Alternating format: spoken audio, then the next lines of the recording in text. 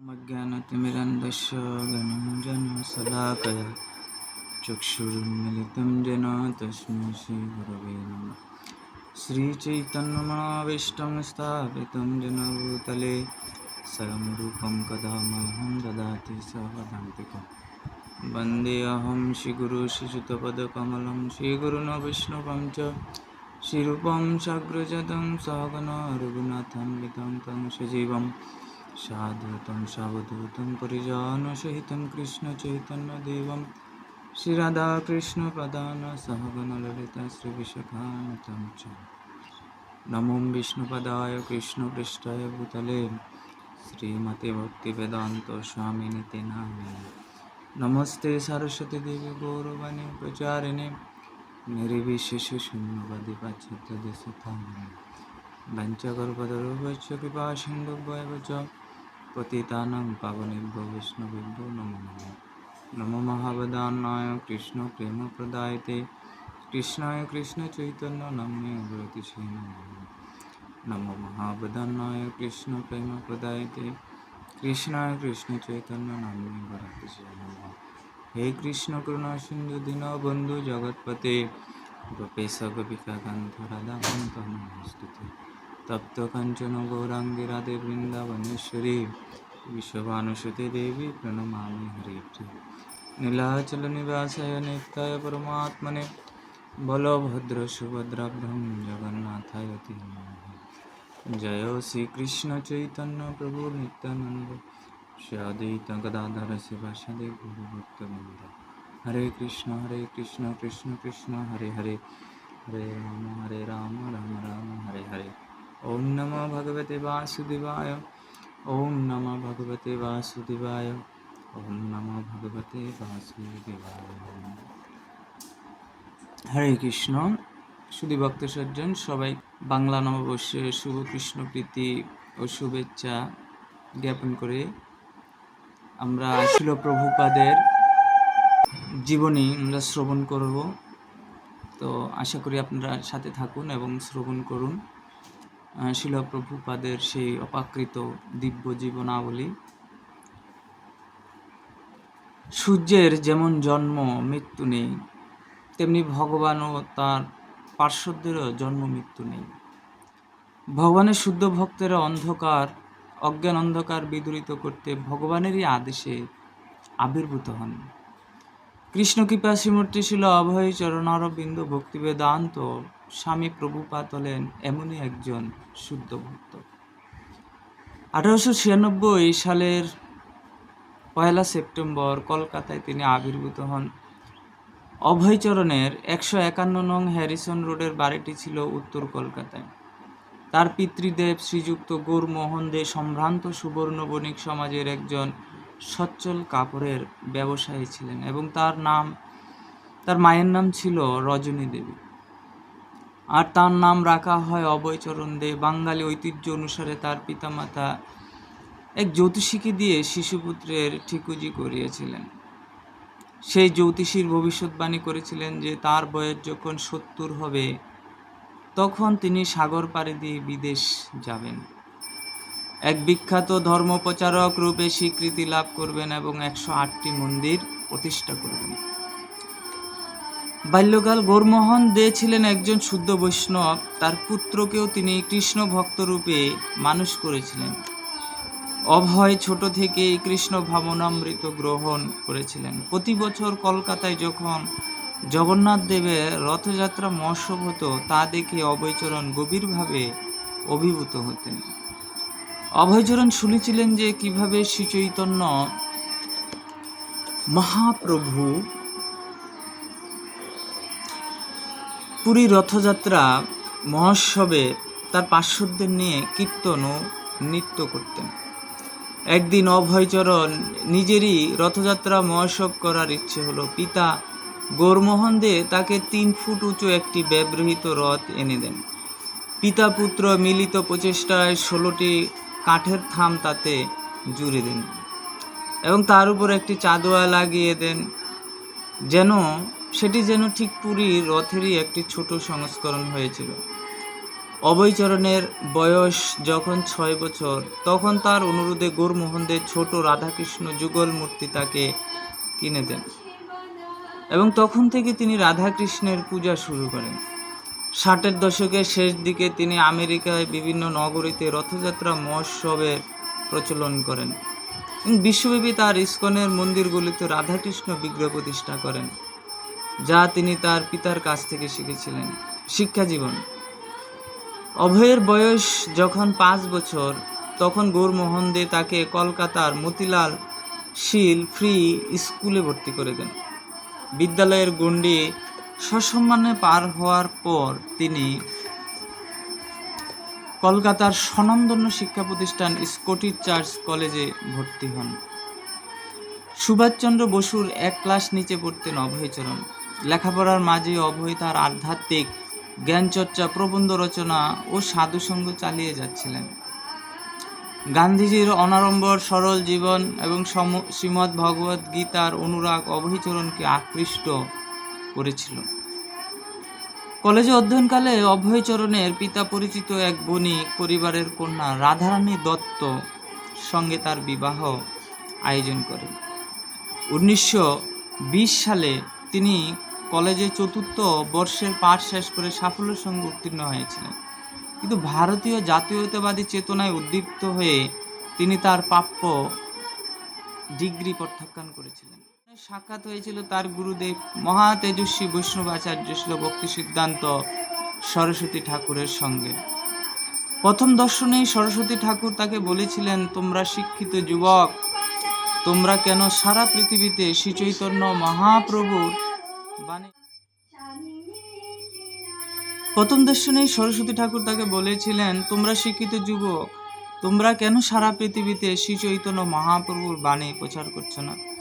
তিনি অভয়কে দেখেই বুঝেছিলেন যে তার মধ্যে এক বিশাল সম্ভাবনা সুপ্ত রয়েছে, যা একদিন পৃথিবীব্যাপী এক মহান বিপ্লবের সূচনা করবে।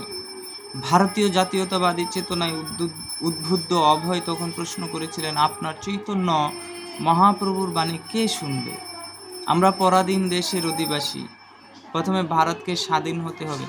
শিল ভক্তি সিদ্ধান্ত সরস্বতী ঠাকুর উত্তর দিয়েছিলেন, কৃষ্ণ ভাবনামৃত ভারতীয় রাজনীতি পরিবর্তনের অপেক্ষা করে না, আর তা কোনো শাসকের উপর নির্ভরশীল নয়।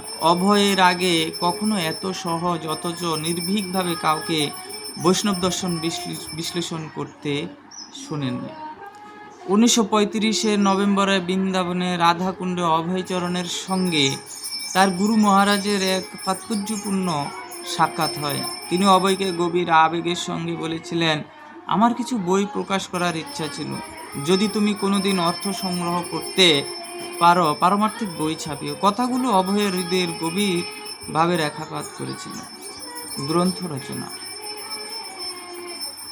1939 সালে অভয়চরণের প্রথম গ্রন্থ গীতোপনিষদের সূচনা তার গুরু ভ্রাতাদের স্বীকৃতি লাভ করে। তারা অভয়কে ভক্তিবেদান্ত উপদিতে ভূষিত করেন। সেই সময় ভারতের নির্মল আকাশে ঘনিয়ে এসেছিল দ্বিতীয় বিশ্বযুদ্ধের কালো মেঘ। যুদ্ধপীড়িত নাগরিকদের জন্য পরমেশ্বর ভগবানের এক বিশেষ বার্তা প্রচারের প্রয়োজন অনুভব করেছিলেন অভয়চরণ।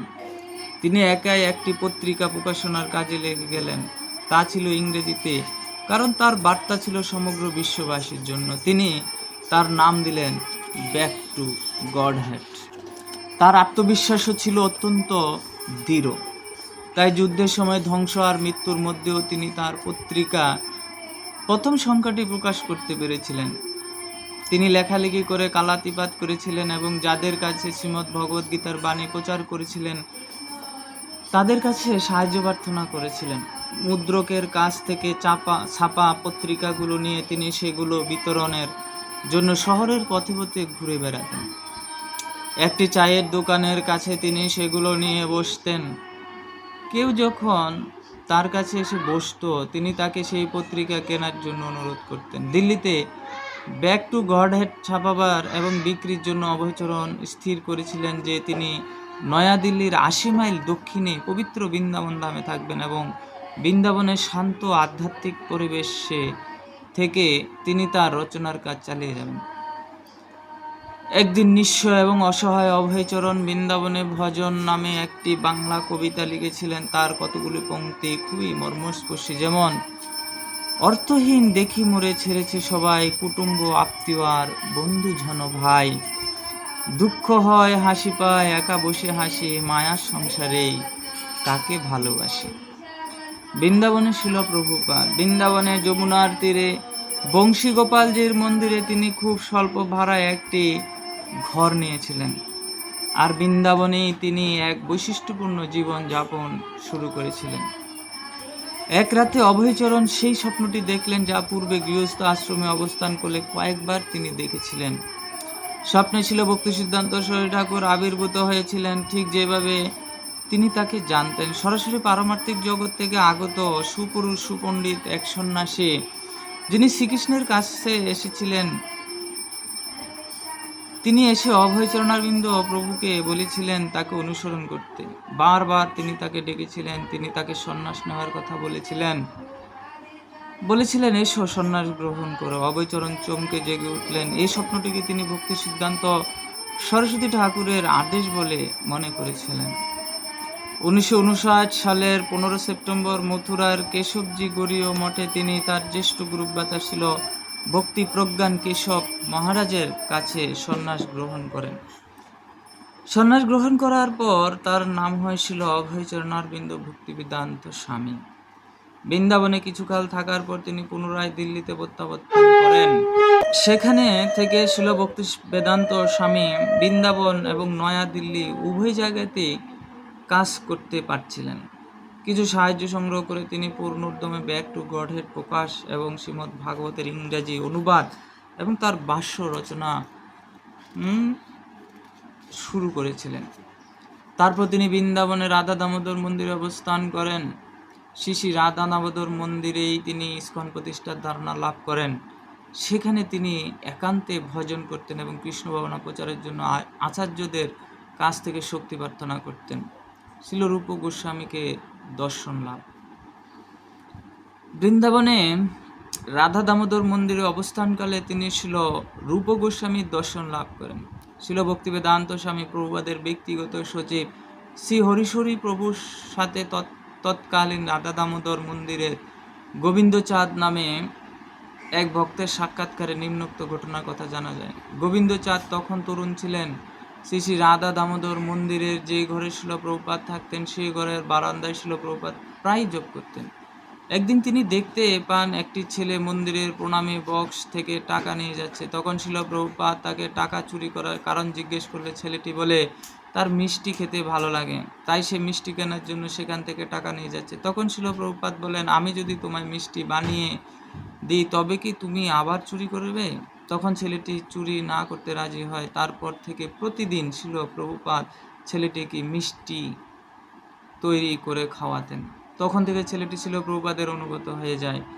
একদিন সন্ধ্যায় শিল প্রভুপাদ তার কক্ষে শুয়ে আছেন। তার শরীর ততটা ভালো ছিল না। ছেলেটি শিল প্রভুপাদকে জিজ্ঞেস করে তার কিছু লাগবে কিনা। প্রভুপাদ বলেন কিছু লাগবে না। সে রাতে রাধা দামোদর মন্দিরের প্রধান দরজা লাগানো হয়ে গেছে। সাধারণত মন্দির লাগানোর সময় কেউ ভেতরে প্রবেশ করতে পারে না। যে ঘরগুলো মন্দিরের ভেতরে ছিল সেখানকার সকলেই তখন ঘুমিয়ে পড়েছেন।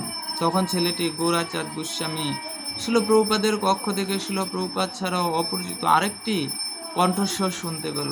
শিল প্রভুপাদ তার সাথে কথা বলছিলেন। তখন ছেলেটি দেখল শিল প্রভুপাদের কক্ষের দরজার ফাঁক দিয়ে উজ্জ্বল জ্যোতি বিচ্ছুরিত হচ্ছে।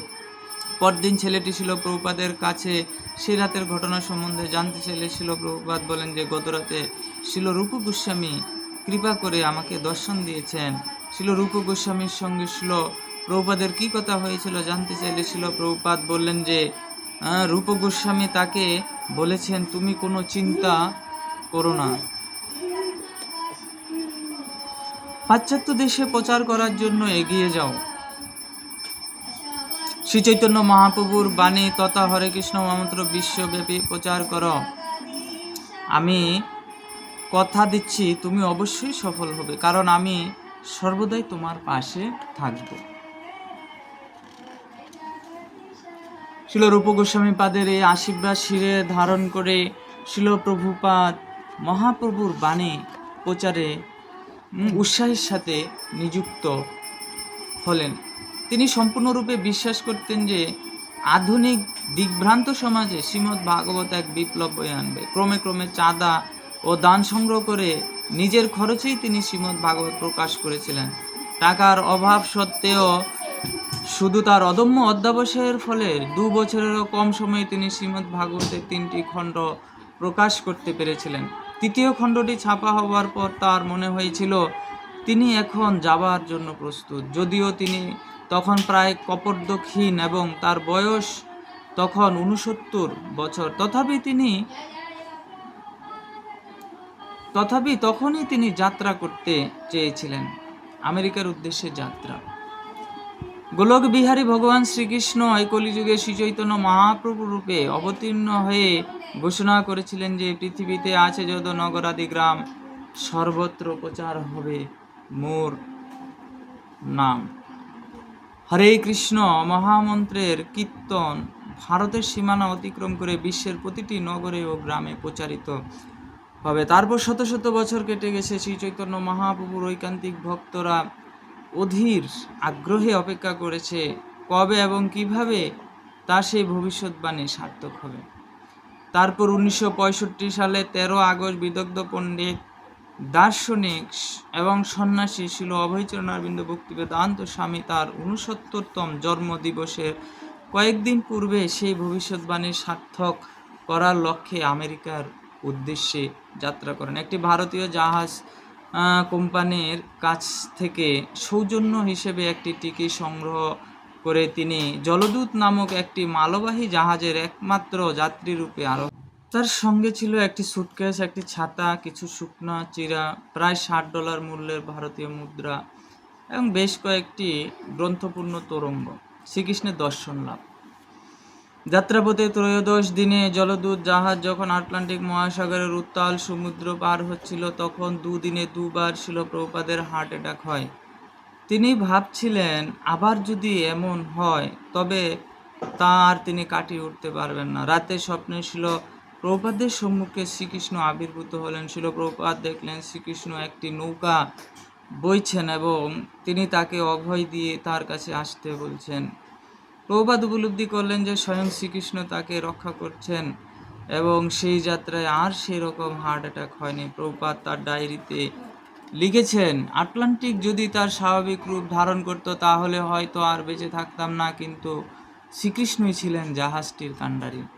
37 দিন পর যখন জলদূত নিউ ইয়র্ক বন্দরে গিয়ে পৌঁছায়, তখন ভক্তিবেদান্ত স্বামী ছিলেন সম্পূর্ণ নিঃসঙ্গ। পরিচিত কারো সন্ধান ছাড়া, কারো প্রত্যক্ষ সাহায্য ছাড়া, নিতান্তই অল্প কিছু ব্যবহার্য সামগ্রী নিয়ে তিনি আমেরিকায় গিয়েছিলেন। তার কাছে তেমন টাকা পয়সা ছিল না, কোনো বন্ধু বান্ধব বা অনুগামী ছিল না যৌবন, ভালো স্বাস্থ্য, এমনকি তার সুদূর প্রসারী যে লক্ষ্য বেদের পারমার্থিক জ্ঞান কিভাবে পাশ্চাত্যে বিতরণ করতে হবে সে সম্বন্ধে তার সুস্পষ্ট ধারণা ছিল না। আমেরিকায় পৌঁছানোর ঠিক পরেই বাংলা ভাষায় রচিত একটি কবিতায় শিল ভক্তিবেদান্ত স্বামী ভগবান শ্রীকৃষ্ণের প্রতিও তার গুরুদেব প্রদত্ত বিশেষ উপদেশ, ইংরেজি ভাষী জগতে কৃষ্ণ ভাবনার বাণী প্রচার করার প্রতি আস্থা ও বিশ্বাসের কথা ব্যক্ত করেছিলেন। কিভাবে বোঝালে তারা বোঝে সেই রস, এত কৃপা করো প্রভু করি নিজ বশ। রজস্তম হতে তবে পাইবে নিস্তার, হৃদয়ের অভদ্র সব ঘুচিবে তাহার। তব ইচ্ছা হয় যদি তাদের উদ্ধার, বুঝিবে নিশ্চয়ই তবে কথা সে তোমার। কি করে বুঝাবো কথা বর সেই চাহি, ক্ষুদ্র আমি দীনহীন কোনো শক্তি নাহি। 1965 সালে 17 সেপ্টেম্বর এই কবিতাটি তিনি রচনা করেছিলেন। শিল প্রভুপাদের বিস্ময়কর সাফল্য। ঠিক 12 বছর পর 1977 সালের 14 নভেম্বর শিল ভক্তিবেদান্ত স্বামী 82 বছর বয়সে শ্রীধাম বৃন্দাবনে দেহত্যাগ করেন। সেই 12 বছরের মধ্যে কি ঘটেছিল? এই অতি অল্প সময়ের মধ্যে শিল প্রভুপাদ স্বামী ভক্তিবেদান্ত স্বামী সম্পূর্ণ নিঃস্ব বৃদ্ধ অবস্থায় শুরু করে যখন প্রায় সকলেই কর্মজীবন থেকে অবসরের কথা চিন্তা করে কি এক অসাধ্য সাধন করেছিলেন, নিঃসন্দেহে তা অভাবনীয়, অনবদ্য। এই এক অলৌকিক ঘটনা, তা না হলে একজন বৃদ্ধ যার সম্বল ছিল কেবল বিক্রি করার জন্য কয়েকটি মাত্র গ্রন্থ এবং ছিল না অন্য বস্ত্রের কোনো সংস্থান, তবু কিভাবে এরকম জড়বাদী এক সমাজকে এভাবে ভগবত চেতনায় উদ্বুদ্ধ করতে তিনি সক্ষম হয়েছিলেন? সংক্ষেপে বলতে গেলে 1965 থেকে 1977 সালের মধ্যে ছিল প্রভু ভক্তিবেদান্ত স্বামী প্রভুপাদ পৃথিবীর প্রতিটি প্রধান শহরে কৃষ্ণ ভাবনার বাণী পৌঁছে দিয়েছিলেন এবং হাজার হাজার উৎসর্গ প্রাণ সদস্য সমন্বিত একটি আন্তর্জাতিক সংস্থা গঠন করেছিলেন, যার নাম দেয়া হয় আন্তর্জাতিক কৃষ্ণ ভাবনামৃত সংঘ। জয় জগৎগুরু শিল প্রভুপাদ কি জয়। জয় আন্তর্জাতিক কৃষ্ণ ভাবনামৃত সংঘ ইস্কন কি জয়।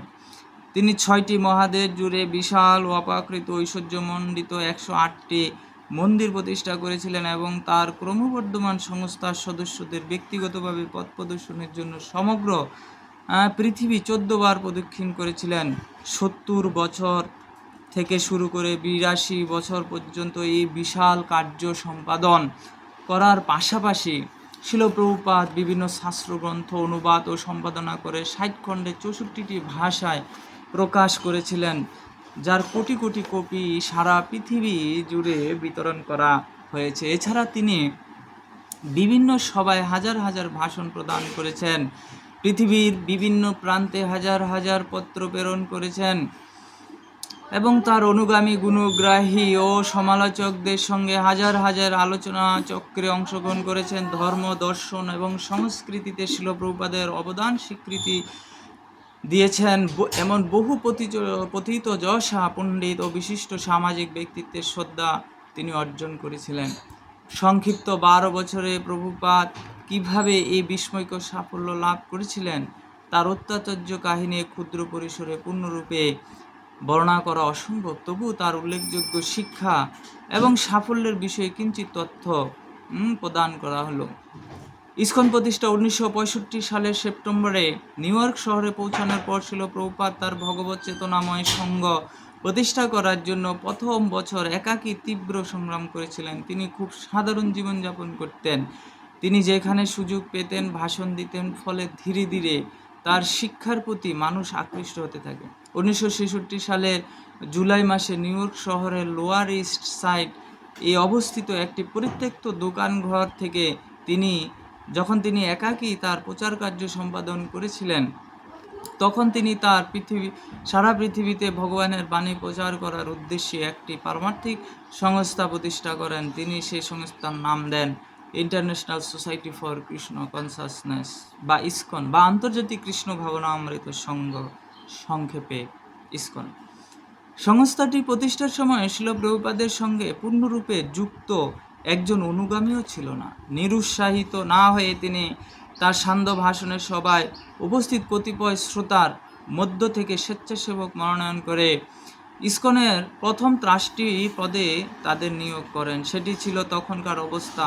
আর এখন সারা পৃথিবীতে আন্তর্জাতিক কৃষ্ণ ভাবনামৃত সঙ্গে 30টিরও অধিক মন্দির, পল্লী, সমাজ, বিদ্যালয়, বিশেষ প্রকল্প এবং লক্ষ লক্ষ অনুগামী রয়েছে যারা প্রত্যক্ষভাবে কৃষ্ণ ভাবনামৃত আন্দোলনের সঙ্গে যুক্ত। বৈদিক জ্ঞান প্রদান এবং ভগবানের দিব্য নাম কীর্তনের প্রসার ঘটানোর পাশাপাশি ইসকন সমগ্র জগতে বিনামূল্যে পারমার্থিক খাদ্য বিতরণও করে থাকেন। ভগবানের উদ্দেশ্যে নিবেদিত আহার্য বস্তু আত্মা ও মনকে পবিত্র করে, যেমনটি দর্শন এবং কীর্তনের মাধ্যমে হয়ে থাকে। এইভাবে জীবের ভগবত চেতনা জাগরণের কাজে তা সহায়তা করে থাকে। এভাবে ফুড ফর লাইফ নামে পরিচিত ইসকনের পারমার্থিক খাদ্য বিতরণ প্রকল্প গ্রহীতার শরীর ও আত্মার প্রভূত কল্যাণ সাধন করে চলছে। তার উপদেশ শিল প্রভুপাদ এক জায়গায় বলেছেন যে এই বৃদ্ধ বয়সে আমি এখানে দর্শনীয় স্থান দর্শন বা ব্যক্তিগত স্বার্থ চরিতার্থ করতে আসিনি। মানুষের প্রকৃত সুখ বিধান করতে পারে যে কৃষ্ণ তত্ত্ব বিজ্ঞান, তা প্রদান করার জন্যই আমি এসেছি। শিল প্রভুপাদ তার সমস্ত অবদানের মধ্যে গ্রন্থকে অধিক গুরুত্বপূর্ণ বলে বিবেচনা করতেন। তিনি প্রায় বলতেন যে বৈদিক শাস্ত্রসমূহের অনুবাদ এবং তাৎপর্যের রচনা কার্য তার প্রাণস্বরূপ। 1970 সালে শিল প্রভুপাদ বৈদিক শাস্ত্রগ্রন্থ প্রকাশনায় বিশ্বের সর্ববৃহৎ সংস্থা ভক্তিবেদান্ত বুক ট্রাস্ট স্থাপন করেন। গত 5 দশক ধরে এই সংস্থার গ্রন্থ প্রকাশনার ফলে লক্ষ লক্ষ মানুষ শিল প্রভুপাদের অন্তত একটি গ্রন্থ পড়ার সুযোগ লাভ করে কৃতার্থ হয়েছে। এই সকল গ্রন্থ প্রদত্ত পারমার্থিক জ্ঞানের একটি সংক্ষিপ্ত পরিচয় এখানে প্রদান করা হলো। এই জগতে নানা প্রকার প্রাণী রয়েছে, তার মধ্যে মনুষ্য জাতি একটি। সকলেই স্বীকার করতে বাধ্য হবেন যে মনুষ্য জীবনে এমন কতগুলো বিশেষ ক্ষমতা রয়েছে যা অন্য প্রাণীদের থেকে তার পার্থক্য নিরূপণ করে। সেই বিশেষ ক্ষমতাগুলো প্রকৃতপক্ষে কি? আমরা এই প্রশ্নের উত্তর দিতে পারি আরেকটি প্রশ্নের উত্তর দানের মাধ্যমে। একটি সজীব বস্তুর সঙ্গে একটি নির্জীব বস্তুর পার্থক্য নিরূপিত হয় কিভাবে? উত্তর হলো চেতনা। কিন্তু আমাদের সেই চেতনা কি, যা পশু পাখি কীট পতঙ্গ এমনকি বানরের সঙ্গে আমাদের পার্থক্য নিরূপণ করে? আমরাও তাই করি। তারা আত্মরক্ষার্থে প্রচেষ্টা করে, আমরাও আত্মরক্ষা করি। এই প্রাণীগুলো খায়, আমরাও খাই। তারা ঘুমায়, আমরাও ঘুমাই। তারা প্রজনন করে, আমরাও তাই করি। তারা আত্মরক্ষার্থে প্রচেষ্টা করে, আমরাও আত্মরক্ষা করি। এই কাজগুলো হয়তো আমরা তাদের থেকে অনেক উন্নত উপায়ে করে থাকি, কিন্তু কেবল সেটি অন্যান্য নিকৃষ্ট জীবদের থেকে আমাদের শ্রেষ্ঠত্ব পূর্ণরূপে প্রতিপাদন করে না। তাই বৈদিক শাস্ত্রে উপদেশ দেওয়া হয়েছে যে মনুষ্য জীবনে আমরা কে, ব্রহ্মাণ্ড কি, ভগবান কি, আমাদের সঙ্গে ব্রহ্মাণ্ড ভগবানের সম্পর্ক কি, সে বিষয়ে জানার চেষ্টা করা উচিত। জন্ম মৃত্যু জরা ব্যাধি সমন্বিত জীবনের চরম সমস্যার সমাধান লাভের জন্য আমাদের অনুসন্ধান করা উচিত। কুকুর বিড়ালেরা এই ধরনের প্রশ্ন করতে পারে না, কিন্তু প্রকৃত মানুষদের হৃদয়ে তা অবশ্যই জাগরিত হওয়া উচিত। কৃষ্ণ ভাবনামৃত কোনো সাধারণ ধর্মবিশ্বাস নয়, ব্যবহারিক বিজ্ঞান যা প্রাচীন ভারতের বৈদিক সাহিত্যে পূর্ণরূপে বর্ণিত হয়েছে। কৃষ্ণ ভাবনামৃত আন্দোলনের উদ্দেশ্য হচ্ছে মানুষকে ভগবত উপলব্ধির সার্বজনীন নীতির বিষয়ে অবহিত করা, যাতে তারা পারমার্থিক উপলব্ধি, ঐক্য ও শান্তি লাভের মাধ্যমে সর্বতোভাবে উপকৃত হতে পারে। বর্তমান যুগে আত্ম উপলব্ধি এবং ভগবত তত্ত্বজ্ঞান লাভের জন্য সর্বমঙ্গলময় ভগবানের মহিমা শ্রবণ কীর্তন এবং স্মরণই সবচেয়ে কার্যকরী পন্থা বলে বেদে বর্ণনা করা হয়েছে। ভগবান এক এবং অদ্বিতীয়, কিন্তু তার অসংখ্য নাম রয়েছে। কৃষ্ণ তার একটি, যার অর্থ হলো সর্বাকর্ষক। তার আর একটি নাম রাম, এবং তিনি সমস্ত আনন্দের আধার স্বরূপ। আর হরে ভগবানের অচিন্ত শক্তিকে সম্বোধন করে বেদের এই সিদ্ধান্তের অনুসরণে ইস্কনের সদস্যদের সর্বদাই হরে কৃষ্ণ কৃষ্ণ কৃষ্ণ হরে হরে, হরে রাম রাম রাম হরে হরে এই মহামন্ত্র কীর্তন করতে দেখা যায়। পরম মহিমান্বিত এই কীর্তন ভগবানের দিব্য নামের শব্দ তরঙ্গের মাধ্যমে তার সঙ্গে আমাদের প্রত্যক্ষ সম্বন্ধ স্থাপন করে এবং নিত্য সম্পর্কের স্মৃতি ধীরে ধীরে জাগরিত করে। শিল প্রভুপাদের রচনাবলী প্রধানত 3টি গ্রন্থে আধারিত। এই 3 গ্রন্থ হল শ্রীমদ্ ভগবদ গীতা, শ্রীমদ্ ভাগবত এবং শ্রী চৈতন্য চরিতামৃত। সামগ্রিকভাবে শিল প্রভুপাদের এই সাহিত্য সম্ভার ভাগবত ধর্ম বা ভগবত উপলব্ধির আদি বৈদিক জ্ঞান সমন্বিত বিস্তৃত তত্ত্ব সমূহে পরিপূর্ণ 25 খণ্ডে প্রকাশিত হয়েছে। বিশদ ব্যাখ্যা সহ ইংরেজিতে সেগুলোর অনুবাদ, যা জগতের আধ্যাত্মিক, বুদ্ধিজীবী ও সাংস্কৃতিক জীবনে শিল প্রভুপাদের সর্বাপেক্ষা উল্লেখযোগ্য অবদান। শিল প্রভুপাদের গ্রন্থাবলী ও ভগবত উপলব্ধির সর্বজনীন বিজ্ঞান প্রদান করে। শিল প্রভুপাদের গ্রন্থে বর্ণিত জ্ঞান সবাইকে ভগবত উপলব্ধির পথে অগ্রসর হতে সক্ষম করে তোলে এবং তার ধর্মীয়, জাতীয় বা সাংস্কৃতিক পটভূমির সম্পর্ক পরিবর্তন না করেই সম্ভব হয়। ভগবানকে জানার বিজ্ঞান, তার সঙ্গে জীবের সম্পর্ক এবং তার প্রতি প্রেম বর্ধিত করার যে বিজ্ঞান, তার সঙ্গে খ্রিস্টান, হিন্দু বা ইহুদি আদি সাম্প্রদায়িক পরিচিতি বা সংকীর্ণতার কোনো সম্পর্ক নেই। এগুলো এমন এক বিষয় যা বিশ্বের কোনো ধর্মেই তা অস্বীকার করতে পারে না। উপরন্তু সেগুলি হচ্ছে ধর্মের সার এবং সার্বজনীন বিষয়, যার মাধ্যমে সমস্ত ধর্মের কথা বোঝা যেতে পারে। বিভিন্ন ধর্মে ভগবানের নাম বিভিন্ন হতে পারে, উপাসনার পদ্ধতি ভিন্ন ভিন্ন হতে পারে, আচার অনুষ্ঠান মতবাদ ভিন্ন হতে পারে, কিন্তু বিচার্য বিষয় হলো ধর্ম যাজন করার মাধ্যমে যাজক প্রকৃতপক্ষে কতটা ভগবত বিষয়ে জ্ঞান অর্জন করছে এবং ভগবত প্রেম লাভ করছে প্রকৃত ধর্ম হলো ভগবানকে ভালোবাসার শিক্ষা অর্জন করা। আর কিভাবে ভগবানকে ভালোবাসতে হয় তাই ছিল প্রভুপাদের গ্রন্থে প্রদত্ত শিক্ষার সারাংশ। মন্দির নির্মাণ। পৃথিবী জুড়ে বৈদিক শিক্ষা প্রসারের জন্য ছিল প্রভুপাদের মুখ্য পরিকল্পনা ছিল বড় বড় মন্দির নির্মাণ। প্রতিটি কেন্দ্রে সংঘের সদস্যরা পারমার্থিক শিক্ষা প্রদান করার জন্য একত্রে পাঠের ব্যবস্থা করেন, কীর্তন করেন এবং কৃষ্ণ ভবনামৃতের বিজ্ঞান বিষয়ে জনে জনে উপদেশ প্রদান করেন। কেন্দ্রগুলোতে সাপ্তাহিক উৎসব ও নিরামিষ ভোজ সভার আয়োজন করা হয়। এছাড়া সারা বছর ধরে বিশেষ বিশেষ উৎসবের দিনগুলোতে বিভিন্ন অনুষ্ঠানের আয়োজন করা হয়। সমস্ত অনুষ্ঠানে জনসাধারণের জন্য উন্মুক্ত। বিগ্রহ প্রতিষ্ঠা। শিল প্রভুপাদ কৃষ্ণ ভবনামৃত আন্দোলনের একটি অপরিহার্য অঙ্গরূপে সারা বিশ্বে বিগ্রহ আরাধনার রীতি প্রতিষ্ঠিত করেছিলেন। শ্রী চৈতন্য মহাপ্রভুর কৃপায় এই আন্দোলন যেহেতু ক্রমেই পরিব্যাপ্ত হচ্ছে, সেজন্য আশা করা যায় যে এই গ্রন্থটি একদিন অপাকৃত ভগবত ধাম তথা বৈকুণ্ঠে রূপান্তরিত হবে, যেখানে প্রতিটি নগরে ও গ্রামে ভক্তগণ শ্রীকৃষ্ণের শ্রীবিগ্রহ আরাধনা করবেন এবং তার দিব্য নাম কীর্তন করবেন। বাংলাদেশের অকৃত্রিম বন্ধু জর্জ হ্যারিসন। বাংলাদেশের দুঃখী মানুষের প্রতি এই হৃদয়বান মহামানবের হৃদয় কেঁদেছিল 1971 সালে। স্বাধীনতার সেই কষ্টের সময় বাঙালি জাতির পাশে এসে দাঁড়িয়েছিলেন জর্জ। সঙ্গে তার বিটলস দল। বাঙালি জাতির প্রতি সেদিন সে সহমর্মিত এবং হৃদয়ে সকল দরজা এরা খুলে দিয়েছিলেন।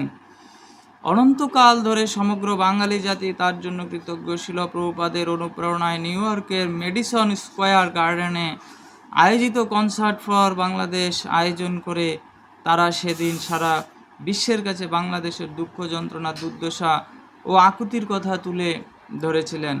তার কিছুদিন পূর্বে তারা শিল প্রভুপাদের সান্নিধ্যে আসেন এবং কৃষ্ণ ভবনামৃত গ্রহণ করেন। মহাত্মা গান্ধীকে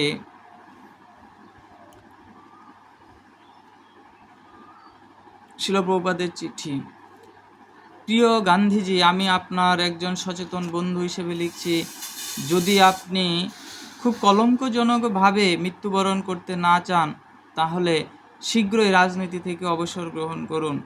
যতক্ষণ পর্যন্ত আপনি সক্রিয় রাজনীতি থেকে অবসর গ্রহণ না করছেন, ততক্ষণ সবই মায়া ছাড়া আর কিছুই নয়। আপনি রাজনীতি ছেড়ে দিয়ে অন্তত 1 মাস গীতা আলোচনা করুন। আপনার হিতাকাঙ্ক্ষী অভয়চরণ দাস, দিল্লি, 7 ডিসেম্বর 1947। এর 1 মাস পরই 30 জানুয়ারি 1948 আততায়ীদের গুলিতে গান্ধীজি মৃত্যুবরণ করেন। কৃষ্ণ ভবনামৃত আন্দোলনের উদ্দেশ্য অত্যন্ত গুরুত্বপূর্ণ। এই কৃষ্ণ ভবনামৃত আন্দোলনের উদ্দেশ্য হচ্ছে মানব সমাজকে পারমার্থিক মৃত্যু থেকে রক্ষা করা। মানব জীবনের উদ্দেশ্য হচ্ছে জ্ঞান লাভ করা এবং পরমেশ্বর ভগবানের সঙ্গে আমাদের হারিয়ে যাওয়া সম্পর্কের পুনঃপ্রতিষ্ঠা করা। এই কৃষ্ণ ভবনামৃত আন্দোলন মানব সমাজকে সে অত্যন্ত গুরুত্বপূর্ণ বিষয়টি সম্বন্ধে আলোক দান করার চেষ্টা করছে। এটা কোনো সংকীর্ণ গোষ্ঠী নয়। এটা কোনো যে কেউ এই আন্দোলনে যোগ দিতে পারে। যেমন বিদ্যালয়ে যে কেউ ভর্তি হতে পারে, তা সে মুসলমান হোক বা খ্রিস্টান হোক বা হিন্দু হোক, তাতে কিছু যায় আসে না। কৃষ্ণ ভবনামৃত এক মহান বিজ্ঞান। দুর্ভাগ্যবশত বিশ্ববিদ্যালয়গুলোতে বিজ্ঞান সম্বন্ধে শিক্ষা দেওয়ার কোনো বিভাগ নেই। তাই যারা মানব সমাজের হিত সাধনে আগ্রহী, তাদের এই সংস্থায় আহ্বান জানানো হয় এই আন্দোলনকে জানতে এবং সহযোগিতা করতে। এই আন্দোলনের মাধ্যমে পৃথিবীর সকল সমস্যার সমাধান হতে পারে।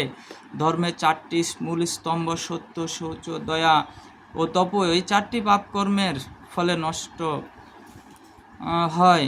তা হলো আমিষ আহার, অবৈধ সঙ্গ, নেশা গ্রহণ, দ্রুত ক্রিয়া, তাস, পাশা, জুয়া। এই সংস্থার সদস্যদের এই বিধি নিষেধগুলো পালনপূর্বক জপমালায় হরে কৃষ্ণ মহামন্ত্র জপ করতে হয়। আর এর মাধ্যমে প্রতিটি জীবকে যথার্থ ভক্তি মার্গে অধিষ্ঠিত করে তাদের প্রকৃত আলোয় ভগবদ্ধামে ফিরে নিয়ে যাওয়া এই সংস্থার উদ্দেশ্য। বিশ্বব্যাপী ক্লান্তিহীন প্রচার। 1970 থেকে 1975 সালের মধ্যে প্রভুপাদ বিশ্বময় ব্যাপকভাবে কৃষ্ণ ভাবনা প্রচারের উদ্দেশ্যে ভ্রমণ করেন। বিশ্বময় সংঘের মন্দিরগুলোর পরিচালনার জন্য তার প্রধান শিষ্যদের তিনি একটি পরিচালনা পর্ষদ গঠন করেন। 1972 সালে আমেরিকার ডালাসে গুরুকুল বিদ্যালয় স্থাপনের মাধ্যমে শিল প্রভুপাদ পশ্চিমা বিশ্বে বৈদিক শিক্ষা ব্যবস্থা প্রচলন করেন। পরবর্তীতে তা স্কুল কলেজ পর্যায়ে প্রসারিত হয়। 1921 সালে শিল প্রভুপাদ মস্কো বিশ্ববিদ্যালয়ের ভারততত্ত্ববিদ পণ্ডিত প্রফেসর কটবক্সির আমন্ত্রণে রাশিয়ায় যান। তিনি রাশিয়াতে মাত্র 3 দিন ছিলেন এবং সে সময়ের মধ্যে একজনকেই দীক্ষা দিয়েছিলেন। তার রোপিত সেই কৃষ্ণ ভক্তির বীজ আজ মহীরুহে পরিণত হয়েছে। আজ রুশ দেশগুলোতে হাজার হাজার মানুষ কৃষ্ণ ভক্তে পরিণত হচ্ছেন। তারপর তিনি তার শিষ্যদের নিয়ে ভারতের বিভিন্ন স্থানে ভ্রমণ করেন এবং অস্ট্রেলিয়া, আফ্রিকা ও ইউরোপের বিভিন্ন দেশে প্রচার ও মন্দির প্রতিষ্ঠা করেন। বিজ্ঞানী ও বিদগ্ধ সমাজে প্রচারের উদ্দেশ্যে 1976 সালে শিল প্রভুপাদ তার কতিপয় বিজ্ঞানী শিষ্যকে নিয়ে ইসকনের বিজ্ঞান ও শিক্ষা বিভাগ ভক্তি বেদান্ত ইনস্টিটিউট প্রতিষ্ঠা করেন। এরই মধ্যে তাকে বিভিন্ন ষড়যন্ত্র ও মামলার মোকাবেলা করতে হয়েছে।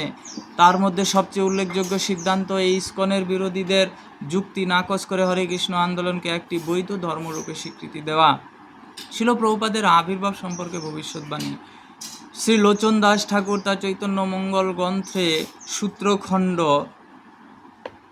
12, 562, 565 বর্ণনা করে বলেছেন, পরমেশ্বর ভগবান শ্রী চৈতন্য মহাপ্রভু তার আবির্ভাব ভাবের কারণ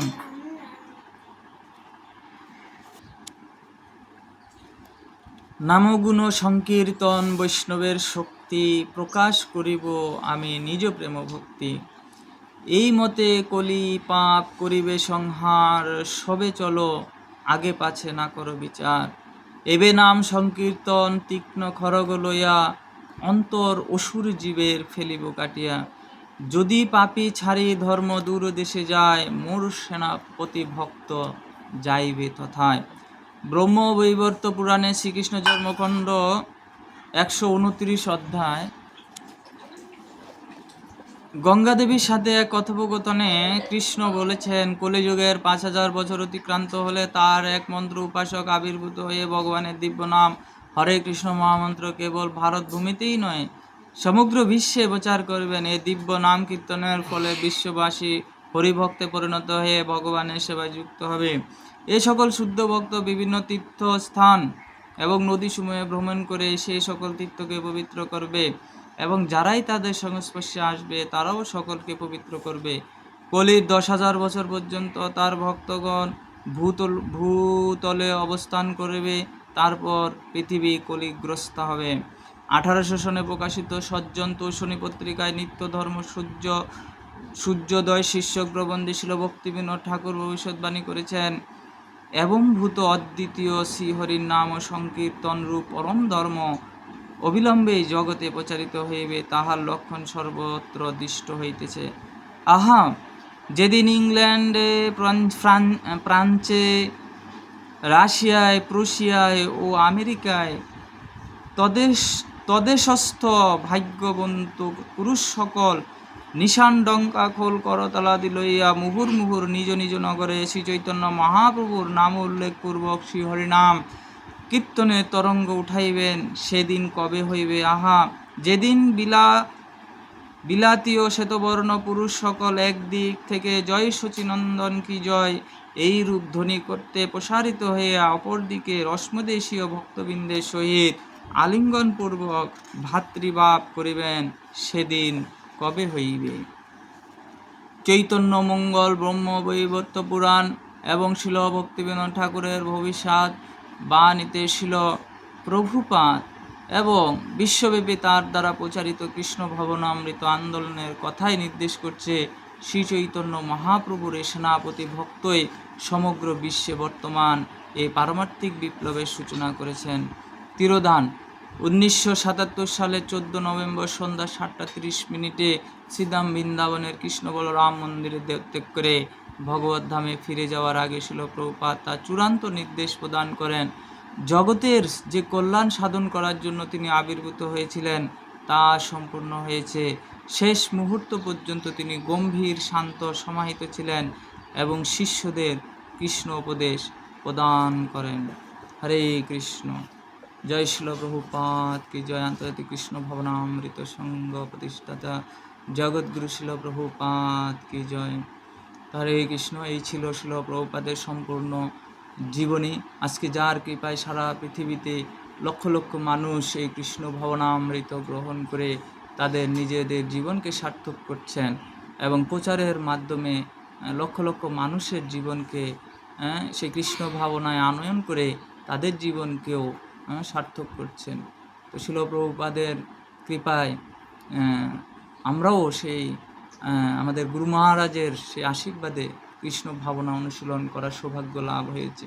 তো সকল বৈষ্ণব ভক্তবৃন্দের কৃপা আশীর্বাদ প্রার্থনা করে আজকে এখানেই বিশ্রাম রাখছি। সবাই শ্রবণ করবেন শিল প্রভুপাদের অপাকৃত জীবনী এবং শেয়ার করবেন, প্রচার করবেন, সকলের মাঝে ছড়িয়ে দিবেন ভিডিওটি। সবাইকে অসংখ্য ধন্যবাদ।